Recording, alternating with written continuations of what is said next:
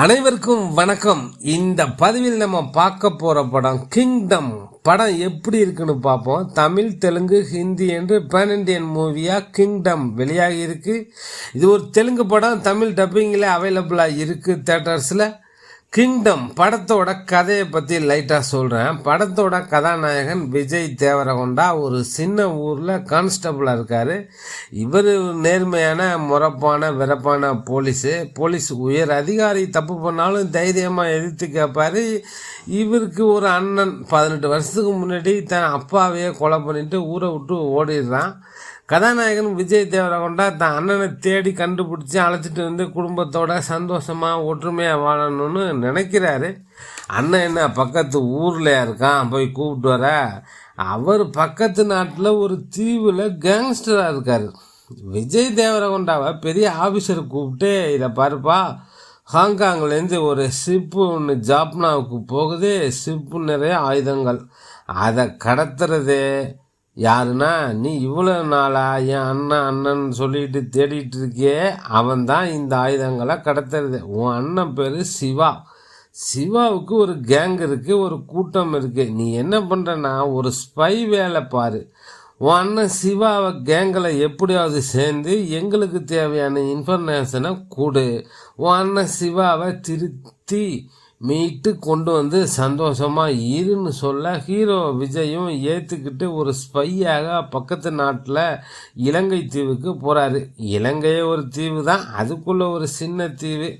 அங்கே போய் தான் அண்ணனை சந்திச்சாரா இல்லையா, மீட்டு கொண்டு வந்தாரா இல்லையா, அண்ணன் கூட சேர்ந்து இவரும் போராளியாவோ கேங்ஸ்டரோ மாறினாரா, இவ்வளோதான் இந்த படத்தோட மொத்த கதையை. இந்த கதையை ஒரு படமாக பார்த்தோம்னா ஓகே. இதை தாண்டி இந்த கதையை ஆராய்ச்சி பண்ணோம்னா நம்ம தமிழர்களுக்கு எதிரான கதைக்களம் இது. கொஞ்சமும் லாஜிக் இல்லாத கதை. இதையெல்லாம் தாண்டி ஒரு ஸ்பை த்ரில்லர் மூடில் அண்ணனுக்காக களமிறங்கக்கூடிய தம்பி, ஒரு தீவில் தங்களுக்கான சேவியர் வருவாங்கன்னு காத்திருக்கக்கூடிய மக்கள், அவங்க ஒடுக்கப்படுற விதம், 2 பேரலா ஸ்டோரியாக ஒன்றாக்கி ஒரே கிங்டமில் கொண்டு வந்து அடைச்சிருக்கார் டைரக்டர். டெக்னிக்கலாக ஸ்ட்ராங்கான சவுண்டான படம். விஜய் தேவரகொண்ட ஆக்டிங்கே வேறு லெவல் பர்ஃபார்மன்ஸு. கீதா கோவிந்தம் படத்துக்கு பிறகு அவர் இதில் தான் நடிச்சிருக்காருன்னு நினைக்கிறேன். மற்ற எல்லாமே கொஞ்சம் தோல்வி படம் தான். இந்த படம் அவருக்கு ஆந்திராவில் பெரிய வெற்றி படமாக அமையும். அண்ணனாக நடித்துள்ள சத்யதேவ், அவரோட நடிப்பு படத்துக்கு பெரிய பலம். ரொம்ப சூப்பராக சத்யதேவ் இந்த கேரக்டரை நடிச்சிருக்காரு. ஒரு ஃபேமிலி சென்டிமெண்ட், தம்பி பாசம், ஆக்ஷன் காட்சிகள் எல்லாத்துலேயும் அற்புதமான நடிப்பை சத்யதேவ் வெளிப்படுத்தியிருக்காரு. சத்யதேவ் அருமையான ஆக்டிங் இந்த படத்துக்கு. மியூசிக் அனிருத். இந்த படத்துக்கு பிஜிஎம் செமையாக போட்டிருக்காரு அனிருத். முதல் பாதி வேகமாக சுவாரஸ்யமாக போகுது. செகண்ட் ஹாஃப் கொஞ்சம் சுலவாக தான் போகுது. ஸ்ட்ராங்கான ஃபர்ஸ்ட் ஹாஃப். செகண்ட் ஹாஃப் இன்னும் கொஞ்சம் கவனம் செலுத்தியிருக்கணும் படக்குழு. விஷால் நடித்த தோரணை, கார்த்தி நடித்த 1000ல் ஒருவன், சூர்யா நடித்த ரெட்ரோ, இந்த படங்களோட தாக்கம் இந்த படத்தில் இருக்குது. கிட்டத்தட்ட இந்த 3 படங்களோட கதை இந்த படத்தில் பெரும்பகுதியாக இருக்குது. அதை பார்த்து இன்ஃபர் ஆனாரா என்னான்னு தெரியல. இன்ஸ்பயர் ஆகி இந்த கதையை எழுதினாரான்னு தெரியல. இது ஒன்றும் புதுசாக எழுதின கதை மாதிரி தெரியல. செகண்ட் ஹாஃபில் படம் கொஞ்சம் கமர்ஷியல் படம் மாதிரி தான் முடியுது.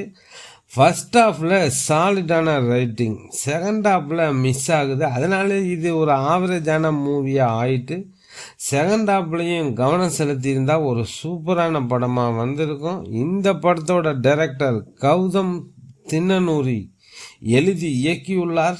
ஜூலை 31, 2025 இந்த படம் திரைக்கு வந்திருக்கு. நடிகர்கள் விஜய் தேவரகொண்டா, பாக்யஸ்ரீ, சத்யதேவ், கௌசிக், ரோஹிணி, கேசவ், தீபக், பிஎஸ் அவினாஷ் மற்றும் பலர் இணைந்து நடித்திருக்காங்க. Composer music Anirudh Ravichander, cinematographer ஒளிப்பதிவு Girish Gangadharan, Jomon T John, editor Naveen Nooli. Okay friends, ஒரு பீரியட் ஆக்ஷன் ட்ராமா மூவி பார்க்கணுன்னு நினைக்கிறவங்க இந்த படம் பாருங்கள். டெல்டா 7 நண்பர்களுக்கு நன்றிகள் பல பல.